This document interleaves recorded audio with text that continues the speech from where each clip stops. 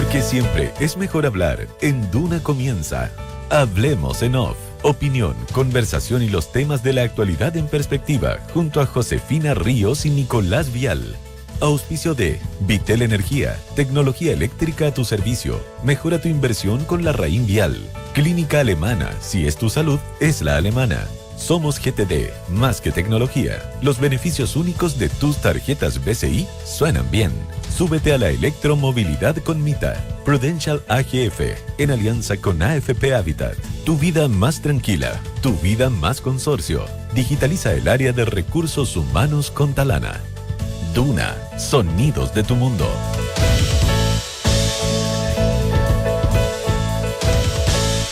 Buenos días, 8:03 minutos de este 18 de febrero de 2025. Le damos la bienvenida a Hablemos en Off en Radio Duna. Nicolás Vial, ¿cómo estás tú? ¿Cómo estás, Josefina Ríos? Muy buenos días. Muy ¿Qué tal? buenos ¿Todo días. bien? Sí, oye, con mucha noticia hoy día. Hoy día no fue Un día fácil hacer la especial, pauta. sí. A diferencia de los otros días que nos tuvimos Qué que difícil sacar por los otras pelos. razones. Claro, hay que sacar los temas del ¿cómo se llama el sombrero? Del de del los magos. Del sombrero era como de la parrilla, porque Claro, estaba difícil. Sí, pero hoy día, en cambio, varios temas, algunos que nos llevan al pasado, pasado reciente, pasado no tan reciente, o sea, a una serie de años, más de 10 años, Claro. que venimos conversando respecto... 11, sí. Al devenir del proyecto Dominga, este proyecto que incluyó una faena minera que es de cobre y hierro, y un proyecto portuario también, y que ha debido enfrentar muchísimos escollos respecto a su tramitación y a los permisos, sobre todo los permisos que tienen más relación con lo político. En términos técnicos, el proyecto ha ido avanzando de la manera que se suponía, no tan expedito, pero avanza.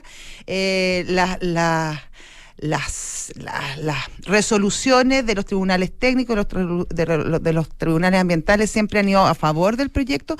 Sin embargo, se ha encontrado con una muralla en el aspecto político y en el vamos que deben dar, por ejemplo, el Consejo de Ministros, que se ha pronunciado ya un par de veces en contra del proyecto. La última vez, a fines del año pasado, cuando de manera unánime se vuelve a rechazar el proyecto luego de que el primer Tribunal Ambiental de Antofagasta decidiera que había que hacer una nueva votación. Bueno, como casi un déjà vu, hoy nos enteramos en la prensa, bueno, ayer lo conocimos ayer en la tarde-noche, que el primer Tribunal Ambiental nuevamente de Antofagasta dejó sin efecto la resolución que anuló la RCA de Dominga y ordenó al Comité de Ministros emitir una nueva resolución de aquí a 10 días. Recordemos que la última se pasó bastante de plazo, el Comité de Ministros. O sea, muchísimo. Había dado 10 días y a los 10 días Sí, casi todavía, desacato. Con la dificultad que tuvo el comité, porque de hecho uno de los argumentos del Tribunal de Antofagasta para poner en jaque y en duda la definición del Comité de Ministros que revocaba la RCA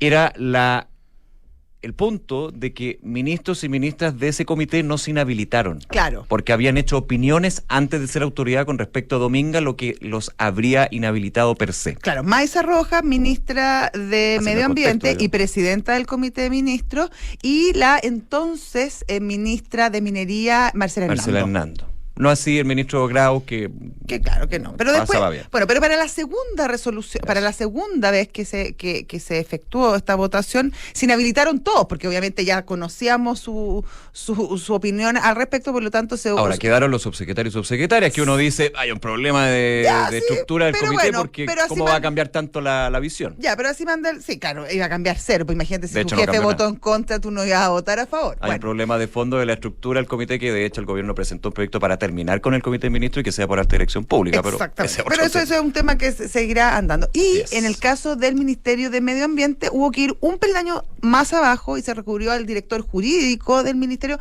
ya que el subsecretario también se había pronunciado en contra. Bueno, se habían pronunciado todos en contra, la verdad. El propio presidente en su discurso inaugural dijo no a Dominga.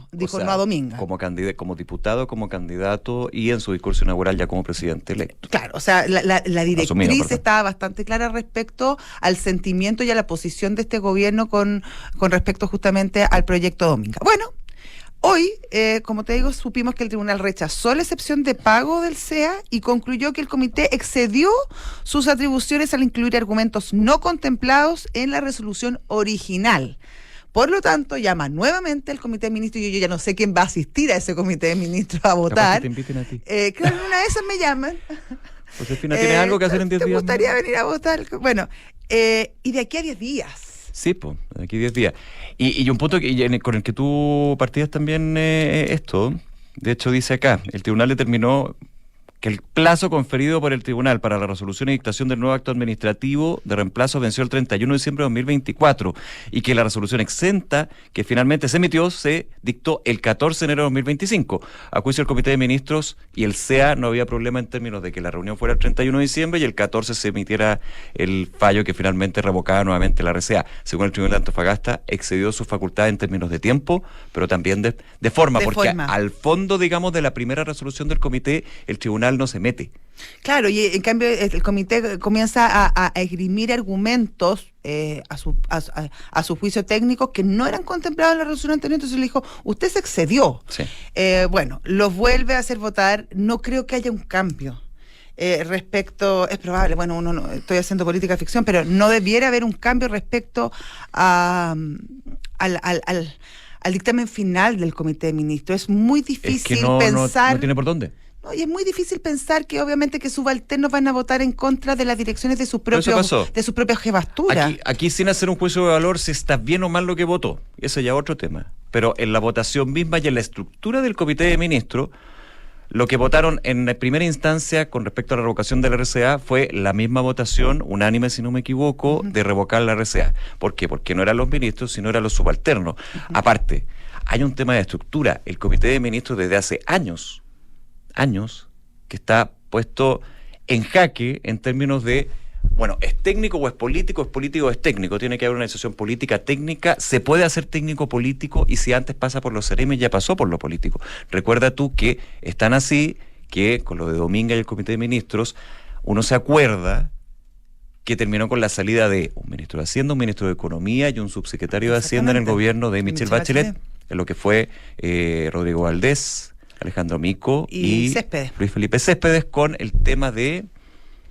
También de Dominga. Era Dominga, por supuesto, la razón, con Dominga, o sea, porque y ahí la queja de estos ministros fue que nos llamaron, nos dijeron que teníamos que ir a votar un lunes. Entre gallo y medianoche.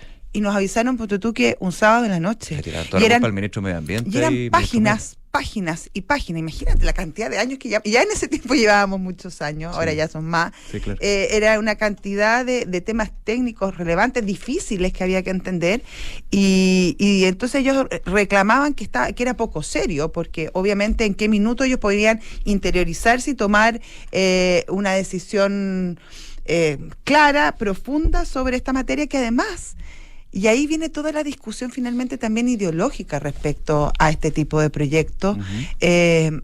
Porque claro, para Hacienda, la misión de Hacienda es administrar las finanzas públicas y allegar fondos al Estado para poder implementar una serie de políticas públicas que se tienen que financiar con plata. Impulsar la inversión. Entre otras cosas. Y las condiciones para invertir. Claro, y en ese sentido, claro, un proyecto como Dominga que involucra millones y millones y millones de dólares, que además trae mucho trabajo para una región, toda la región de la Higuera, que es bastante pobre, es una comuna muy que pasa estrecheces económicas importantes, donde hay una falta de empleo enorme.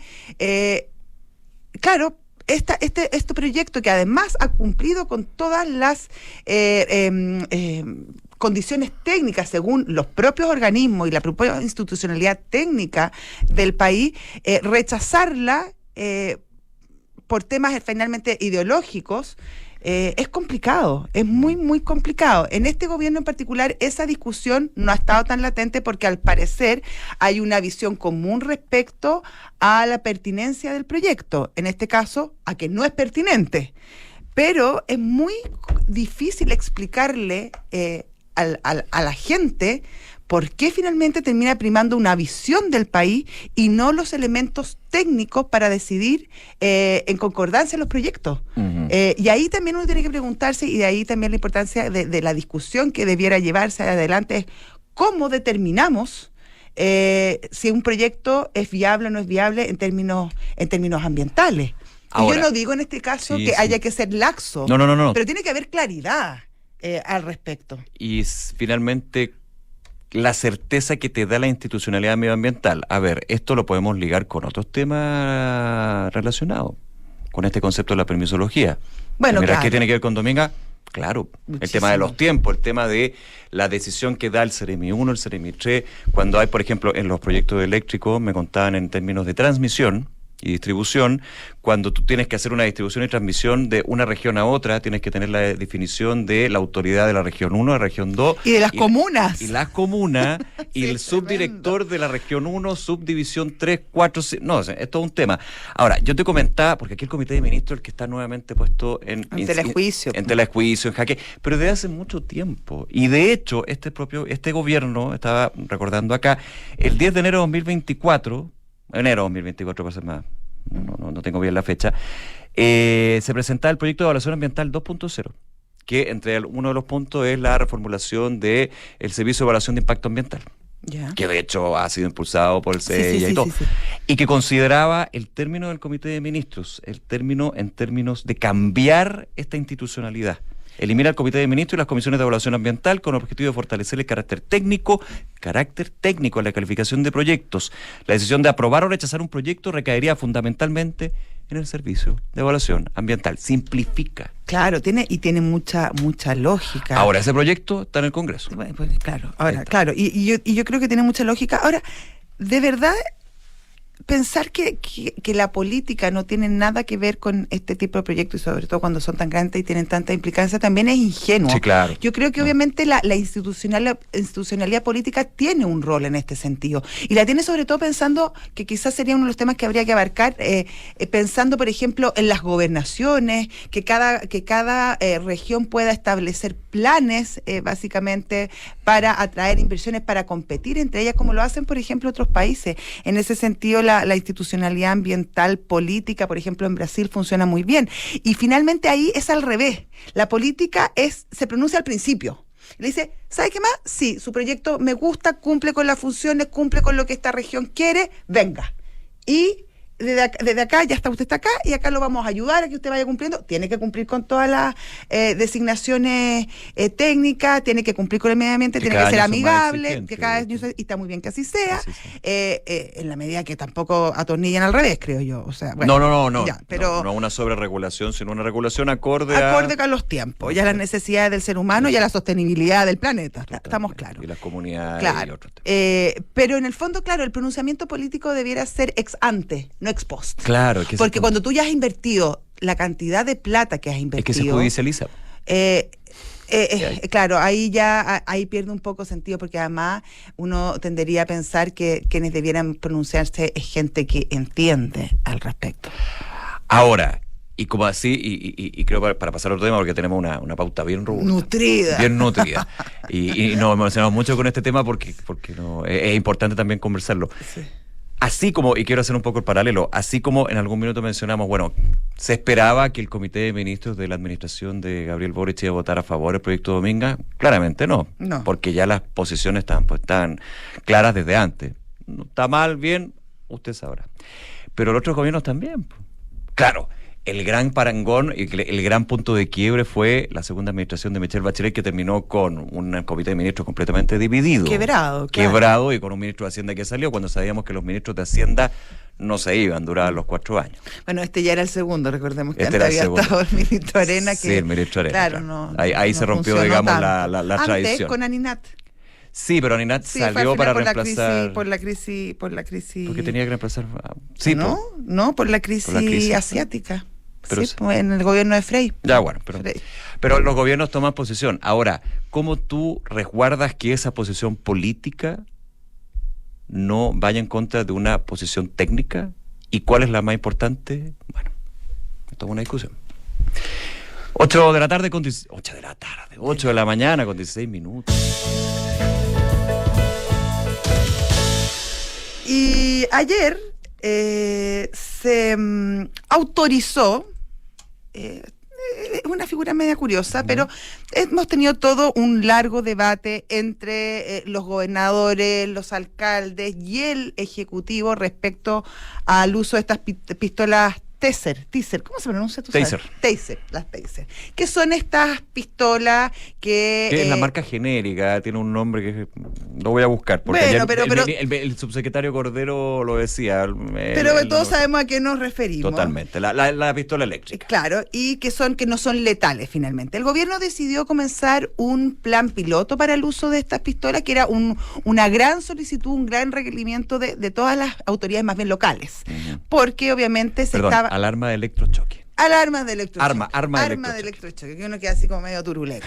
Bueno, esta era una solicitud antigua, muy sentida por parte de los alcaldes, los gobernadores, porque obviamente la criminalidad ha ido subiendo, la ferocidad de los delitos también. Por lo tanto, esta era una medida que es bien disuasiva, que además permite actuar rápido a las policías y que protege muchas veces a los policías que son los más expuestos frente a estas situaciones. Bueno, después de una larga discusión y teniendo en cuenta sobre todo arriba de la mesa los índices de aumento de la violencia intrafamiliar, el gobierno central decidió implementar este plan piloto que dice, ok, usted puede usar esta arma ¿cuánto?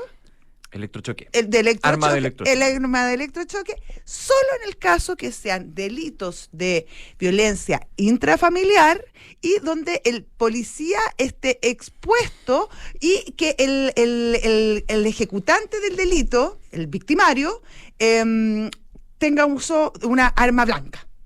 Son hartas condiciones. Son hartas condiciones, requisitos. De hecho, apunta en ese sentido. ¿Por qué al BIF, a violencia intrafamiliar? Porque se indica que el uso de arma de fuego puede resultar especialmente desproporcionado y la inmovilización del agresor más compleja. Claro, esas son, y porque también, claro, y es donde es un ámbito donde han aumentado notablemente los casos.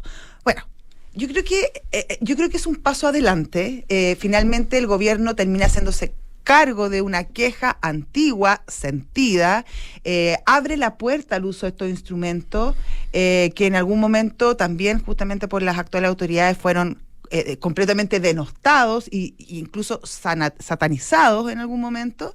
Hoy abre la puerta ante la realidad, esto es una decisión muy pragmática. Ahora, yo creo que es compleja. Uno entiende que es un plan piloto y que esto obviamente es un plan piloto encerra todo un ejercicio, una experimentación que es necesario hacerla para ver los alcances, pero... Una aterrizada, pero creo que es difícil... porque la verdad que uno tendería a pensar que donde más se necesita este tipo de instrumentos es para los delitos que se cometen en la calle, que son muchos más, donde los policías están mucho más expuestos, donde el lugar es mucho más abierto, por lo tanto las posibilidades de equivocarte o meter la pata podrían ser menos quizás, y donde podría tener efectivamente una incidencia mayor, sobre todo pensando en el ejercicio más clásico de las policías, que son en las calles. Me imagino que en una casa, entre que te llamaron para decirte que estoy viendo un llamado de alerta de una persona, llegar, que la persona esté efectivamente con el arma blanca y que no le esté zamarreando y que efectivamente esté en peligro el policía, creo que se acota muchísimo el espectro y creo que quizás en ese sentido este programa piloto podría ser un poco inconducente. Yo tengo la impresión, sin tener la certeza, pero tengo la impresión de que se va a enfocar solamente a este tipo de situaciones y delitos, o eventuales delitos, por ser un plan piloto. Que sí o sí, porque toda la discusión que se dio desde el ministerio... No entiendo. No, que va a ser para la violencia intrafamiliar, enfocado solamente en violencia intrafamiliar, en estos hechos, pero que se va a terminar implementando a nivel general, como lo está viendo, por ejemplo, el gobernador metropolitano. Y que el plan piloto va desde el punto de vista de las características y condiciones que tiene este tipo de delitos, que son muy graves, en relación a otros hechos. Por ejemplo, irrupción de morada. Por ejemplo, robo, por ejemplo, no sé, hasta encerrona, ese tipo. Claro. Yo creo que el plan piloto se aplica justamente a este para después ampliarlo, pero vamos de a poco. No, yo también entiendo. Porque no tiene mucho sentido, porque finalmente, a ver, ¿cuál es la gracia de la arma de electrochoque o taser? Sí. Es darle una herramienta más de disuasión a Carabineros. Ojalá no la ocupe. Por supuesto. Ojalá, Así como ojalá la no pi- tengamos criminales. Así también, como la pero pistola bueno. de servicio, pero esto se da también por la discusión que creo que ha quedado bastante zanjada, de hecho, en la ley actual, en la ley Retamal, que el año pasado fue todo un tema, se modificó, se cambió, desde el Ministerio del Interior se impulsaba, pero desde algunos sectores del oficialismo no se quería aprobar, bueno, finalmente se aprobó, y que le da más facultades a Carabineros para poder actuar cuando tiene que actuar. Y darle más elementos disuasivos o de también recuerdo de su vida. Y de seguridad también frente a los tribunales. Por supuesto, darle la garantía de que efectivamente la potestad no te van a llevar a la justicia por cualquier cosa. Y algo básico a nivel constitucional, que la potestad del uso de la fuerza está radicada en las policías y en las Fuerzas Armadas. Pero claro, había que aterrizarlo. Hubo dudas en algún momento. A mí me da la impresión que va a ser con este tipo de situaciones, pero se va a ampliar. Ahora, ¿cuándo se va a ampliar? ¿Cuál va a ser la experiencia? Recuerda tú que en algún minuto, el segundo semestre del año pasado, estaba en duda el tema de uso de las taser por estudios que indicaban que igualmente podía generar una situación fatal el uso de la arma de electrochoque. La alarma de la cuestión. Las armas no letales también. Armas no, le dicen. eso, gracias, Eso armas no está letales. bueno. Pero que igualmente podrían, en una serie de situaciones bastante minoritarias, por ejemplo, uno con una cardiopatía o algo, generar un efecto que podía llegar a la muerte. Bueno, eso finalmente Claro, se desechó. desechó. Y Sí. ya estamos No, avanzando sí, en eso. también entiendo. Yo creo Claro. que esto es un plan piloto y que se abre una puerta, pero claro, me llamó la atención el área donde se elige. Ya. Sí. 8:23. Siguen las polémicas en Argentina. Es que bueno, nos va a dar harto tema esta situación de las cripto, donde se vio involucrada la figura del presidente Milei al promocionar una cripto que resultó ser una estafa. Era que no. Él dice que no es su culpa, que él básicamente creyó en un proyecto del cual no conocía mucho. Eso también levanta otra pregunta, Sí. como tú promocionas algo que no sabes, si eres presidente. Ayer de una entrevista a Todo Noticias Exactamente. TN, donde de hecho hay varias frases, y la que llama más la atención es: yo no promoví, yo difundí. Ese es como el lema que tiene, y digamos la bajada Es bastante comunicacional. semántica la diferencia. Claro, porque, a ver, ¿cuál es la diferencia entre promoción y difusión? Cuando yo difundo esto a través de redes sociales, recordemos que le hizo en un post en X el presidente Milei, este proyecto de Viva la Libertad Project, que consideraba una criptomoneda. Él decía que era un Libera. puente, una posibilidad para que emprendedores que no tenían acceso al mercado formal de financiamiento pudieran A través de financiarse. financiamiento, claro. A través de financiamiento. Y lo postea. Él dice: yo lo promoví, no lo yo lo difundí, no lo promoví. Claro, uno diría, la promoción es cuando te pagan para... Claro, a mí nadie me pagó por Nadie hacer me pagó esto. para comunicar y para decir, oiga, yo recomiendo esto. Yo lo difundí porque nadie me pagó. O sea, la diferencia es que no hay pago. Claro, ahora, el tuit, convengamos, que era bien cercano a la promoción, porque era muy, Claro. era muy dadivoso y muy cariñoso con Sí, el proyecto en sí. sí. O sea, claro, no le pagaron, él dice que no le pagaron. Le creeremos hasta que se demuestre lo contrario, si es que se llega a demostrar, pero el tuit era bien inducente a la compra. O sea, le estaba diciendo a la gente, con la influencia que él tiene, este proyecto que es fantástico, que va a favorecer el emprendimiento y la inversión en Llame ya. Argentina.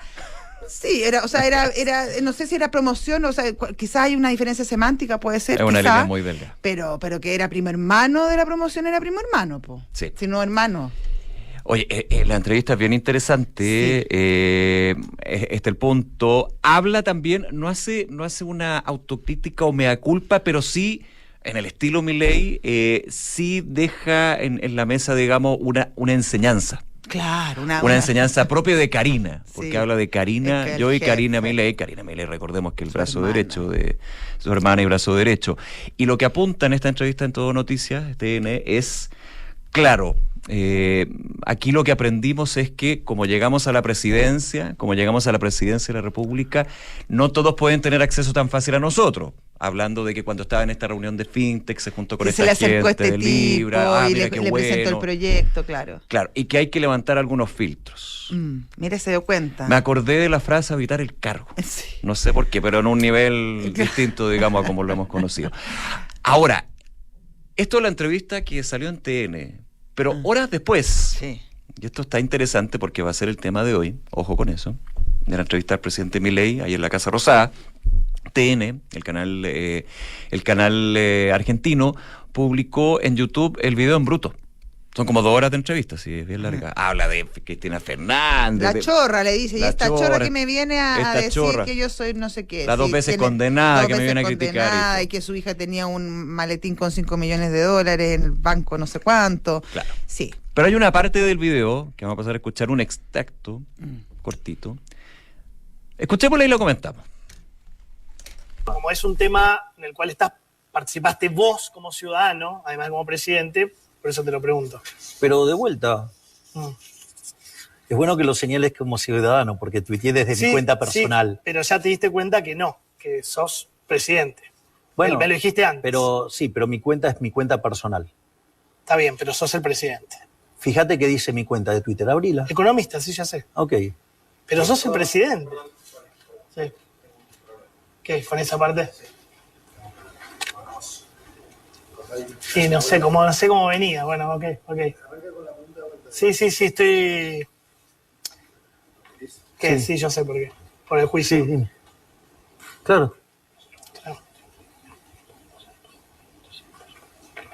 Claro, sí, obvio.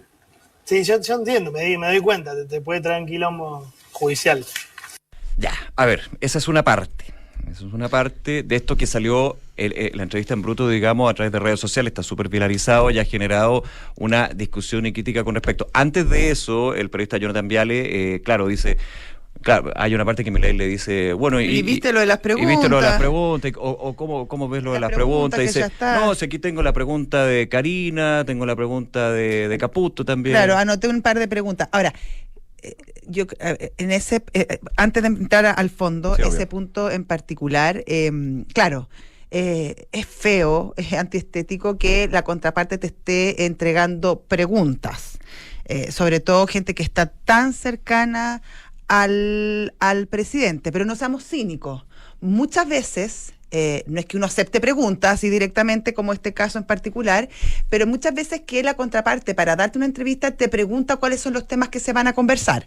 Claro. No es que te pidan un listado de preguntas, pero No, sí claro. te dicen, mándame los temas. Por ejemplo, el ministro o ministra, oye, yo quiero hablar sobre el tema A, bueno, pero puedes preguntarle también sobre la pauta que tuvimos en la mañana. Sí, no Claro, sí, claro, ok. tenemos este tema y no te dicen Pero no voy a que- preguntar por la polémica tanto. No, Sí, y te- dale, y te- dale. te- pero Ah, te- no, te le puedes dicen- preguntar, ok.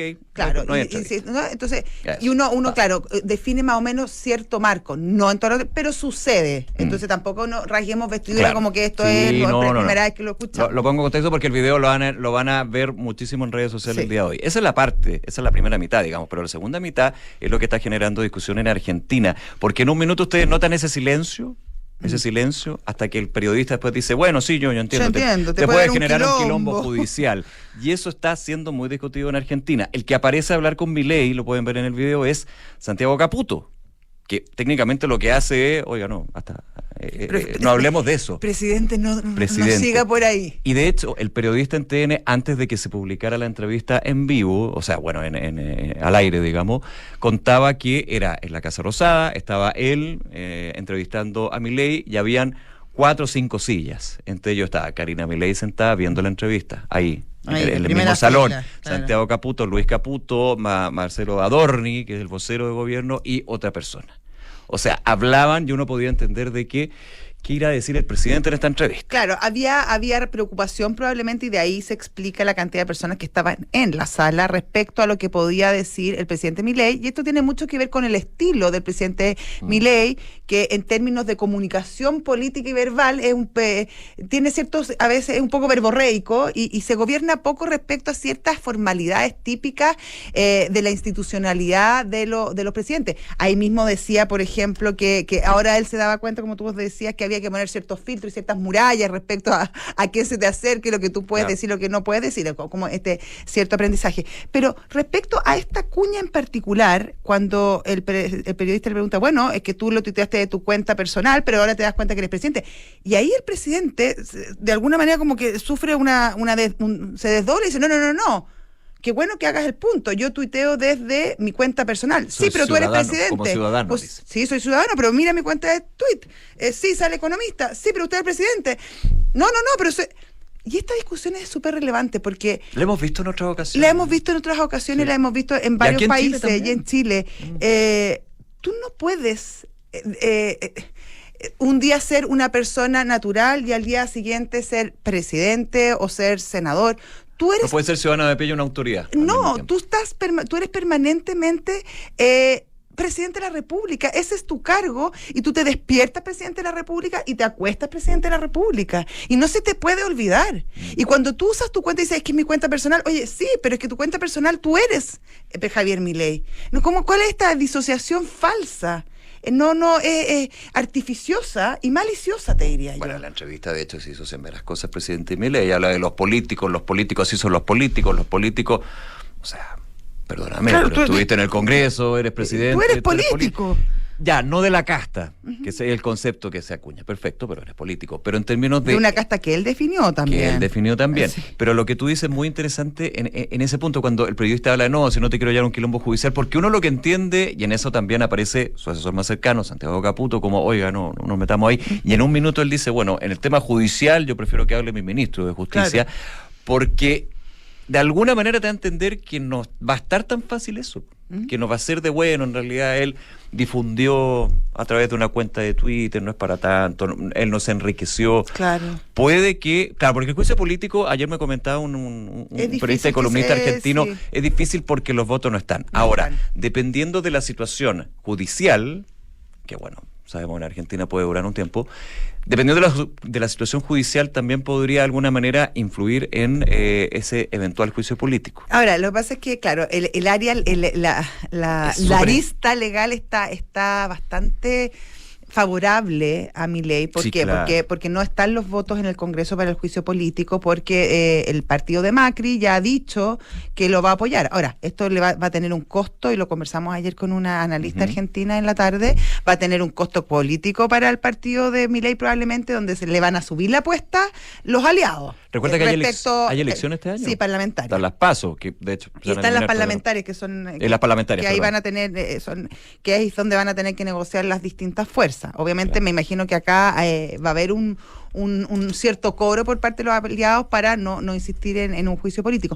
Pero además, en la arista penal, la jueza a cargo es una antiquísima jueza argentina que tiene más de 90 años. Entiendo que estuvo a cargo del caso de la muerte del general Carlos Prats. Ha tenido 88 cantidades de juicios políticos a su haber, pero no es precisamente una entendida en temas, por ejemplo, tecnológicos, todo lo que respecta a las cripto. Por lo tanto, también ahí, y por otro lado también ha visto tanta cosa política y que ha pasado que creen que no debiera representar un peligro, un riesgo muy importante para el presidente Milei. En ese sentido hay bastante tranquilidad en el círculo del presidente. Claro, judicial, políticamente no, pero sí a nivel ciudadano es importante lo que puede pasar en términos de la percepción, porque de hecho recordando, claro, la crítica que hace, por ejemplo, la expresidenta Cristina Fernández cuando él postea, no me adentré o no me interioricé en esto antes de difundirlo. Claro, la figura del presidente Milei en términos económicos, financieros. Ahora, hay otro tema en la entrevista, y no me quiero... La entrevista tiene varios pasajes, o sea, podríamos estar todo el programa hablando de lo que fue la entrevista a Javier Milei, está bien interesante. Habla y dice, claro, me comió un cachetazo, en realidad yo no sé nada, y lo dijo Davis, el dueño de esta criptomoneda, en realidad yo no sé nada de criptomonedas.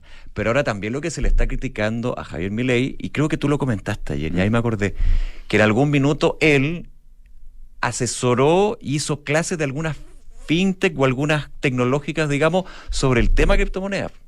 Entonces lo que se está poniendo en duda es cómo ahora no sabe de criptomonedas, pero él cobraba y entregaba cursos totalmente legal sobre este tema. Y no solo eso, o sea, La confianza, digamos, sobre el conocimiento y la postura económica, digamos, del presidente. Sí, pero incluso en Argentina. Incluso demos por bueno que no sabía tanto. Sí, obvio. Pero uno quiere, y pensando en los argentinos, ¿uno quiere un presidente que lo hagan leso? O sea, cuando tú vas a ir a negociar un tratado, cuando te vas a sentar a la mesa con otros presidentes, cuando tú tienes que emitir algún decreto, no sé qué tan bien parado, o sea, en este caso, claro, es mejor decir no sabía, que sabía y lo hice con querer, por supuesto, pero pensando a nivel macro y hacia el futuro, ¿es tan bueno tener un presidente que con una conversa de pasillo lo convence así tan fácil? Que le pegaron un cachetazo, como dijo. ¿Que se deja pegar cachetazo? Otro argumento ayer decía, tú me preguntabas en la mañana lo de la ruleta rusa. Claro, decía, esto es como ir al casino, los que invirtieron sabían que es un negocio riesgoso. Y pucha que es riesgoso. Así que eso le doy el punto al presidente Milei. 8 de la mañana, 37 minutos. Este verano sigue disfrutando con las 3 o 6 cuotas sin interés de tus tarjetas de crédito BCI. Muévete con Ecomita y súmate a la electromovilidad. Más de 400 autos eléctricos e híbridos te esperan en Rentacar, Leasing Operativo y Renting. Conduce con menos emisiones y más eficiencia. Cotiza ahora en mita.cl. La Clínica Alemana está contigo en tu maternidad, entregándote tranquilidad y seguridad. Conoce el beneficio de copago fijo en tu parto o cesárea en clínicaalemana.cl. La visión de un águila, la mirada en 360 de un búho, la capacidad de cambiar de una mariposa. El Larraín Vial tiene lo que necesitas para que invirtiendo hagas más con tus ahorros. Y la seguridad es lo más importante, y al contratar tu seguro de auto en Consorcio, obtén tu SOAP 2025 sin costo. Así de fácil, asegúrate hoy mismo con los expertos en consorcio.cl. Un águila vuela hasta 7.000 metros de altura y desde ahí observa su objetivo. Esa visión aguda le permite decidir dónde debe ir. ¿Te gustaría tener esa visión para las inversiones? Entonces haz el cambio y déjate asesorar por Larraín Vial, porque tenemos la visión que necesitas para hacer más con tus ahorros. Deja atrás los depósitos a plazo y atrévete con nuestros fondos. Larraín Vial, 90 años. Invierte mejor. Larraín Vial S.A., corredora de bolsa, está regulada por la Comisión para el Mercado Financiero CMF. Infórmese de las características esenciales de la inversión en estos fondos mutuos, las que se encuentran contenidas en sus reglamentos internos y contratos de suscripción de cuotas. Somos GTD, una compañía de tecnología que crece en el mundo. Somos más que miles de kilómetros de fibra óptica para darte la mejor conexión en tu hogar y en tu trabajo. Somos más que una robusta red de data centers para acompañarte en la digitalización de tu empresa. Somos más de 3.000 profesionales para entregarte la mejor experiencia. Pero el más que nos hace diferentes es el que logramos juntos. GTD, más que tecnología. En Talana partimos el año con un nuevo ecosistema de gestión de talento con presencia en 8 países, gestionando a más de 600.000 usuarios. Gracias al nuevo ecosistema podrás realizar evaluaciones y mediciones, planes de acción, clima, desarrollo profesional y más. Gestiona y transforma el talento en resultados con nuestros nuevos módulos. Entra a talana.com y conoce más. Talana, tecnología humana. Contratar tu SOAP 2025 en consorcio.cl es más rápido, fácil y 100% online. Además, solo por contratar estarás participando por una gift card de 1,5 millones de pesos. Protégete a ti y a tu auto con los expertos en consorcio.cl. El riesgo es cubierto por Consorcio Seguros Generales. Más información en consorcio.cl. Vitel Energía, especialistas en soluciones eléctricas y de iluminación. Somos líderes en distribución e importación de materiales eléctricos, con más de 40 años participando en los principales proyectos de inversión a lo largo de todo el país. Vitel Energía, soluciones para los sectores de construcción, minería, energía y agroindustria. Contamos con una red logística para entregar tu pedido en todo Chile. Vitel Energía, visita nuestras tiendas o nuestra página web vitelenergia.com. A nadie le gusta hacer trámites, ¿cierto? Pero cuando tenemos que hacerlo, siempre buscamos una atención rápida, cercana y resolutiva. Por eso ahora tenemos un nuevo servicio de atención vía WhatsApp para estar aún más cerca de ti. Presentamos a Sofía, nuestra nueva ejecutiva virtual. Hola, estoy aquí para resolver tus dudas. Hablemos por WhatsApp. Con ella puedes obtener tus certificados rápidamente, actualizar tus datos, ver el estado de tus cuentas y también gestionar tus claves. Porque estés donde estés, estamos. AFP Habitat, más de 40 años juntos, haciendo crecer tus ahorros. Con Mita, el cambio está en tus manos. Conduce un vehículo eléctrico o híbrido y únete a la movilidad sustentable con EcoMita. Tenemos una amplia flota de bajas emisiones, listos para tu próximo viaje. Súmate a la electromovilidad hoy mismo. Descubre más en mita.cl/electromovilidad. Elige tu destino, nosotros te llevamos. Viajar a un nuevo destino suena bien, pero hacerlo con beneficios únicos suena mucho mejor. Por eso, con tus tarjetas de crédito BCI Mastercard Black, Visa Signature o Visa Infinite, hoy tienes acceso a más de 1.200 salones VIP en el mundo, comisión del 0% para todas tus compras internacionales y cashback en todas tus compras fuera del país. Suena increíble, ¿cierto? Y lo mejor es que son las únicas tarjetas que te devuelven plata en todas tus compras, porque hoy ser del BCI suena bien. Más información de la promoción en bci.cl. Infórmese sobre la garantía estatal de los depósitos en su banco o en www.cmfchile.cl. Sigue la conversación en los sonidos de tu mundo. Esto es Hablemos en Off, en Duna 89.7 FM y Duna.cl. Y en GTD son más que tecnología, miles de kilómetros de fibra óptica y una robusta red de data centers. Conecta a tu hogar y digitaliza tu empresa con la mejor experiencia. GTD, más que tecnología. Llega a Chile Prudential AGF en alianza con AFP Habitat para que ahora tengas más alternativas de ahorro voluntario para tu pensión con Prudential AGF. Conoce más de esta alianza en prudentialagf.cl. ¿Estás pensando cómo potenciar a tu equipo y mejorar los resultados? Talana tiene un nuevo ecosistema de gestión de talento con nuevas soluciones, todas en una misma plataforma. Conoce más en talana.com. Vitel Energía, especialista en soluciones eléctricas y de iluminación. Vitel cuenta con una red logística para entregar tus pedidos en todo Chile. Visita sus tiendas o la página web vitelenergia.com. Y ya estamos con nuestro invitado. Se trata del diputado y presidente de la Unión Demócrata Independiente, Guillermo Ramírez. Diputado, ¿cómo está usted? Muy buenos días, Nicolás. Hola, José, ¿cómo están? Buenos días. Pues. ¿Cómo está? Muy bien, todo bien. Hartos temas a la postre de marzo, digamos. Bueno, igual febrero había algo. Sí. Ha sido difícil desconectarse para los que estamos de vacaciones. Sí. Seguro, Sí. pues me imagino. ¿Está de vacaciones, diputado? Estoy de vacaciones. O sea, que amoroso Merecido. contestarnos el teléfono. Bien. Muchas gracias. O sea, le interrumpimos las vacaciones, me encima a las 8 de la mañana con 43 minutos. Mi señora era la que no estaba tan feliz cuando solo... Le pedimos muchas disculpas a su señora. La mía estaría igual. Le mandamos cariño. Me tendría fuera de la casa, donde sea, hablando por teléfono. Oiga, diputado, en temas que han salido en el último tiempo, la candidata de la UDI, Renovación Nacional, eventualmente Bópoli, falta ya la formalización, digamos, Evelyn Matei, prometió recortar $6.000 millones en, dijo, gastos superfluos y pidió, no exigió, pero casi, al actual gobierno reducir en 3.000. ¿Cómo se hace eso? Estamos hablando de muchísima plata.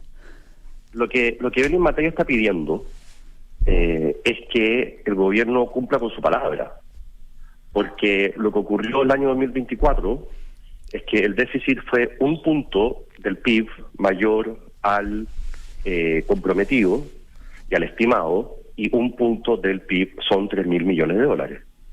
Por lo tanto, lo que está pidiendo Evelyn Matei al gobierno no es otra cosa que cumpla su palabra. Yo creo que está bien pedirle al gobierno, en materia financiera, que tienen un ministro que es serio. Uno puede no estar de acuerdo con él en la forma en que ve temas de impuestos, su reforma tributaria era muy mala, y otras políticas, pero es un hombre serio al que uno le puede exigir el cumplimiento de su palabra. Y luego, el tema de reducir en $6.000 millones el presupuesto durante el gobierno, el eventual gobierno de la que sería ojalá la presidenta Matei, consiste básicamente en impedir este crecimiento exponencial que está teniendo la deuda, porque, Nicolás, ustedes lo saben muy bien, así como uno habla de que los ahorros, por ejemplo, cuando uno ahorra para su pensión, por el interés compuesto, el crecimiento es exponencial y eso explica que uno al final del camino tenga 3 o 4 veces lo ahorrado solamente por los intereses. La lógica de la deuda es exactamente la misma. Uno cuando se va endeudando de manera adicional, se van cobrando intereses adicionales porque el riesgo es mayor. Sí, claro. Y por lo tanto también el crecimiento de la deuda es exponencial. Ahora, pero una deuda que empezó a aumentar desde antes de este gobierno, para poner las cartas, digamos, como una cosa de Estado, porque aquí uno puede decir, bueno, el actual gobierno, o sea, yo de hecho me iría un poquito más allá, a partir de 2019, y para pandemia, ¿para qué decir? Por supuesto, y por eso lo que está haciendo Evelyn Matei es pedirle al gobierno que comprometa o que cumpla con lo que este gobierno se comprometió a hacer. Ahora, diputado... Luego los $6.000 millones adicionales es un compromiso que ella está tomando para su gobierno. Ella no le ha dicho al gobierno del presidente Boric, oiga, hágase usted cargo de todo el problema de la deuda que ha ido creciendo en los últimos gobiernos. Lo único que le estamos pidiendo al gobierno es que se haga cargo de su compromiso.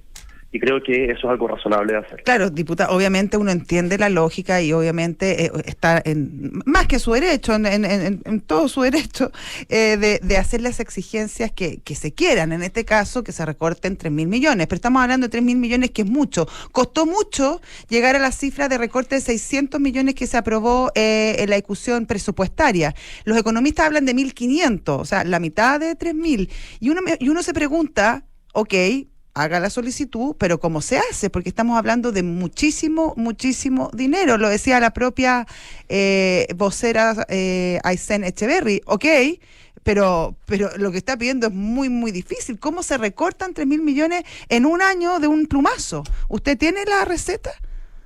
A ver, primero, cuando uno le pide al gobierno que cumpla con su palabra, es el gobierno el que tiene que ver cómo lo hace. Porque nadie obligó al gobierno a comprometerse a lo que se comprometió. Y por lo tanto que hoy día el gobierno diga, a mí las palabras de la ministra Aysén Echeverry me parecen bien cuestionables, porque al final lo que ella está diciendo es, mire, esto cuesta tanto hacerlo, es tan difícil. O sea, básicamente lo que nos están diciendo es que ni siquiera lo van a intentar. El gobierno nos está notificando a través de la ministra Echeverry que no hay ni un interés por cumplir con la palabra empeñada, por recortar el gasto y permitir que Chile tenga un futuro un poquitito más auspicioso en materia fiscal. Por lo tanto, es obvio que es difícil, por eso es un tema que estamos discutiendo, por eso es un tema que se discute en Europa desde hace décadas, por eso en Estados Unidos y en Argentina los presidentes llegaron a recortar con la famosa motosierra y ha generado un impacto mundial y es noticia. Diputado, ¿y por qué no lo discutieron? ¿Y por qué no lo discutieron en el momento que se discuten estos temas, que es, por ejemplo, cuando se está discutiendo la ley de presupuesto? Hay un espacio para discutirlo. Que de hecho se tuvo que recortar el gasto público. Sí, pues en la ley de presupuesto nosotros le exigimos al gobierno que recortara el gasto. Sí. Y la cifra que nosotros pusimos sobre la mesa para que se recortara el gasto, la construimos en base a las cifras que nos daba el propio gobierno, la propia DIPRES. Entonces nosotros decíamos, bueno, la DIPRES nos está diciendo que tenemos un déficit de esta magnitud, esto es lo que hay que recortar. Y el gobierno fue y recortó. No sin costo. Yo le quiero recordar a la ciudadanía que acá hubo gente que alegó del SAR, en algún minuto el gobierno recortó cosas que nosotros le habíamos dicho que no recortara, que era parte del acuerdo, ¿se acuerdan? Temas de seguridad, en fin. Ya. Tuvimos ese problema, pero la cifra que nosotros pusimos sobre la mesa, la ley de presupuesto, lo que había que recortarse, se construyó en base a las cifras del gobierno. Pero resulta que las cifras, todas las estimaciones del gobierno, no voy a decir todas, pero varias de las estimaciones del gobierno estaban mal hechas. Y por lo tanto nos damos cuenta hoy día, en febrero del 2025, que el déficit del año 2024 fue mayor al que se suponía que iba a ser en noviembre, porque las cifras estaban malas. Bueno, ahora con las cifras correctas, en que sabemos que el déficit es un punto mayor al estimado, un punto son 3.000 millones de dólares, eso es lo que hay que recortar. Y acá hay que decir algo que la gente sepa, porque mucha gente dice, chuta, pero el subsidio, el proyecto de inversión, acá el grueso del aumento que se salió de norma no es el gasto de bienes de capital, esto es gasto corriente, donde todos sabemos, por supuesto, que el mayor componente del gasto corriente es la contratación de nuevos funcionarios.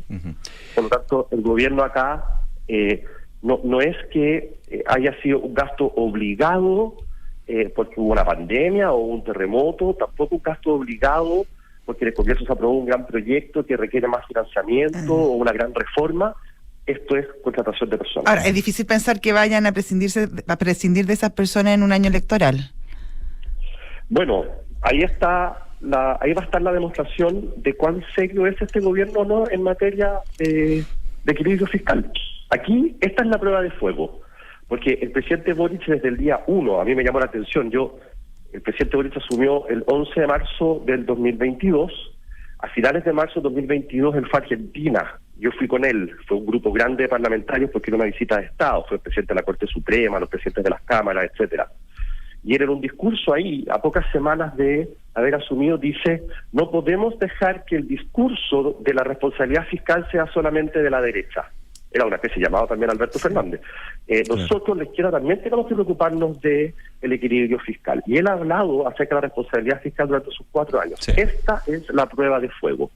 Aquí vamos a ver si lo suyo eran solamente palabras o si de verdad él cree que esta nueva izquierda es también responsable en materia económica. Estamos conversando con el diputado y presidente de la UDI, Guillermo Ramírez. Diputado, en esa tónica, ¿cómo ve usted un eventual, lo pongo en eventual porque las elecciones queda poquito, pero hay que ver quiénes llegan, quiénes no llegan, un eventual enfrentamiento entre Evelyn Matei, su candidata de su partido, con, eventualmente, vuelvo al condicional, la expresidenta de la República, Michelle Bachelet? Bueno, la izquierda tiene que nombrar al candidato que ellos determinen que es mejor. Yo siempre he pensado que no hay candidato fácil en la izquierda. La izquierda en Chile es un rival formidable. Uno puede pensar que la izquierda está en el suelo, que está en un momento de crisis, pero luego se levantan y ganan elecciones. Yo creo que lo peor que nos puede pasar a nosotros en la derecha es pensar que esto es una carrera ganada, que Evelyn Matei lleva demasiado tiempo punteando las encuestas, que no baja. ¿Y se complica con la expresidenta Bachelet nuevamente en campaña? Bueno, la presidenta Bachelet, si hay algo que sabe, es ganar elecciones. Yo creo que, salvo la elección de concejal en Las Condes, no perdió ni una. Y creo que esa experiencia que ella tiene y ese nivel de conocimiento la hace una candidata especialmente difícil. Por lo tanto, como nosotros no podemos incidir sobre quién va a ser el candidato a la izquierda, hagamos nuestra parte de la pega. Y nuestra parte de la pega para poder ganar la elección es trabajar lo más unidos posible. Nosotros, a mí muchas veces me dicen, ¿hasta cuándo, Guille, vaya a insistir en el tema de que tiene que haber una gran primaria de las fuerzas de oposición? Voy a seguir insistiendo hasta el día que se inscriban las primarias de oposición, porque creo que tenemos una oportunidad histórica, única, que no hemos tenido nunca, porque nunca se ha dado este escenario de tener la presidencia de la República y mayoría parlamentaria. Eso nunca ocurrió en Chile para la derecha. En esta ocasión podemos hacerlo, y si vamos divididos, lo que va a ocurrir es que le vamos a regalar el triunfo a la izquierda. Y eso no va a ser por la genialidad de la izquierda de haber puesto a la presidenta Bachelet, eso va a haber ocurrido por la torpeza de la derecha de ir divididos. Ahora, y al final la responsabilidad va a ser nuestra. Claro, va a ser un llamado a la responsabilidad de las fuerzas de oposición. Diputado, lo que pasa es que está difícil, que a tiempo me imagino que habrán espacios de diálogo, de conversación y de tratar de llegar a acuerdos, pero ayer en este mismo espacio entrevistábamos a la senadora Rincón, que decía que no hay posibilidad de llegar a acuerdos electorales con Chile Vamos si es que en ese mismo espacio está el Partido Republicano y el Partido Nacional Libertario. Uh-huh. Por otro lado, el hoy actual diputado Kaiser, que le gustaría competir en una presidencial, dice que no va a participar en una primaria con Chile Vamos porque Chile Vamos básicamente no es confiable a sus ojos. José Antonio Kast, a él le gustan las primeras vueltas, siempre va a la primera vuelta y eso no ha habido mucho cambio.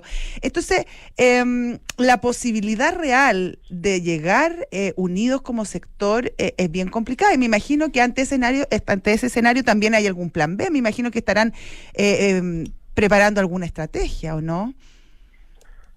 A ver, obviamente que hay primeros óptimos y luego hay subóptimos. El primer óptimo es tener una primaria amplia en la que participen todos y ojalá tener una lista parlamentaria. Ese sería el primer óptimo. Luego hay subóptimos, que es llegar con 2 candidaturas a primera vuelta y llegar con 2 listas al Congreso. Pero si vamos a llegar con 3 o 4 candidaturas a primera vuelta y vamos a llegar con 3 o 4 listas al Congreso, el resultado entonces de la elección de noviembre la vamos a poder anunciar antes de contar los votos. Y es una victoria de la izquierda. Así de simple. Estoy hablando a nivel parlamentario. A nivel presidencial, afortunadamente, como hay segunda vuelta, en todos los escenarios nos podríamos imponer en segunda vuelta con Evelyn Matei. Pero en el caso de que sea Evelyn Matei quien pasa de la segunda vuelta. Porque las encuestas dicen que si los elegidos en primera vuelta en el sector de la oposición son Johannes Kaiser o José Antonio Kast, ambos perderían frente, por ejemplo, a Michelle Bachelet. Sí, pero de acuerdo a cómo están los números, hoy día lo más probable es que a segunda vuelta pase Evelyn Matei. Yo de nuevo no me confío, y partí este programa diciendo lo peor que podemos hacer nosotros creer que es carrera ganada, pero el verdadero problema hoy día lo tenemos a nivel parlamentario. Y se está configurando un escenario en el cual nosotros con más votos vamos a ser minoría en el Congreso. Y un gobierno de Evelyn Matei, un eventual gobierno de Evelyn Matei que podría ser tremendamente realizador, que podría agarrar la economía chilena y hacerla volar, que podría transformar a Chile en materia de seguridad en un país seguro, como cuando uno viaja a otros países desarrollados y uno camina por la calle sin temor alguno. Todo eso nosotros nos lo vamos a farrear y vamos a hacer que los chilenos lo pierdan, a pesar de que los chilenos en su gran mayoría habrán votado por candidatos de derecha, por nuestra torpeza, nuestra irresponsabilidad y nuestra inflexibilidad. Y por lo tanto yo hago ese llamado a la responsabilidad porque aquí no hay recetas mágicas. Acá la unidad no es un camino, la unidad es el camino si nosotros queremos por primera vez en la historia de Chile tener a alguno de los nuestros sentados en la moneda con mayoría parlamentaria para que pueda ser un gobierno realizador y no para que sea un gobierno que esté permanentemente al tire y afloje con una izquierda que ya sabemos cómo es cuando es oposición, que niegan la sal y el agua, que en el caso del presidente Piñera en su segundo gobierno fomentaron y avalaron la violencia, lo acusaron 2 veces constitucionalmente para destituirlo. Esa es la oposición a la que nos vamos a enfrentar con mayoría si es que nosotros no logramos la unidad a nivel parlamentario. Ahora, en el minuto que nos queda, diputado Ramírez, las definiciones ya volviendo a marzo, ¿cuál es la primera de todas en esa lista parlamentaria, en el relato? Los equipos ya están andando, digamos, con la candidata Evelyn Matei. Sí, las cosas van por cuerdas separadas. El tema presidencial, Evelyn Matei va a anunciar en algún minuto, no quiero dar fecha yo, pero en algún minuto, por supuesto, de este año, va a anunciar cuál es su equipo de campaña, va a presentar su programa de gobierno, hay hitos y el equipo de Evelyn Matei está trabajando en eso, y esto se va a hacer con mucho profesionalismo como lo hace ella siempre. El tema parlamentario es un tema que llevamos los partidos políticos. Evópoli tuvo un cambio de directiva en febrero, el día 7 de febrero hubo un cambio de directiva. ¿Pero igual se espera que Evelyn Matei sea un articulador así como lo hizo en las municipales? En las municipales lo que ella hizo fue apoyar candidaturas, y eso permitió ganar candidaturas que eran bien improbables ganar, con lo cual estamos muy agradecidos con ella. Pero la lista municipal, quién es el candidato a alcalde, quién es el candidato a gobernador, las tensiones propias de la negociación entre partidos solo resolvieron los partidos. Evelyn Matei afortunadamente no tuvo que intervenir. Y yo espero que a nivel parlamentario sea igual, que nosotros seamos capaces los partidos de ponernos de acuerdo en una lista parlamentaria, de ponernos de acuerdo en quiénes son los candidatos y que no sea necesario que Evelyn Matei con su liderazgo intervenga. Intervenir siempre es un tema desagradable, siempre queda gente enojada. Puede dejar efectos, claro. Es mucho mejor que sean los partidos los que lo resuelvan. Y yo espero que nosotros podamos ya en abril tener un esqueleto grueso bien armadito, de tal manera de que nuestros candidatos se puedan poner a trabajar y empiezan a hacer propuestas y puedan mostrar qué es lo que quieren hacer por el país. Perfecto. Muchas gracias, Guillermo Ramírez, diputado y presidente de la UDI, por esta conversación con Radio Duna. Que les vaya muy bien, cuídense. Gracias, Guillermo. Buen día. Y nosotros nos despedimos también. Así es. Hasta mañana. Hasta mañana. Que tengan un buen día. Nos vemos. Chao. Esto fue Hablemos en Off, un clásico de la opinión y la conversación de actualidad. El día avanza con las voces de Duna 89.7 FM y Duna.cl. Duna, sonidos de tu mundo.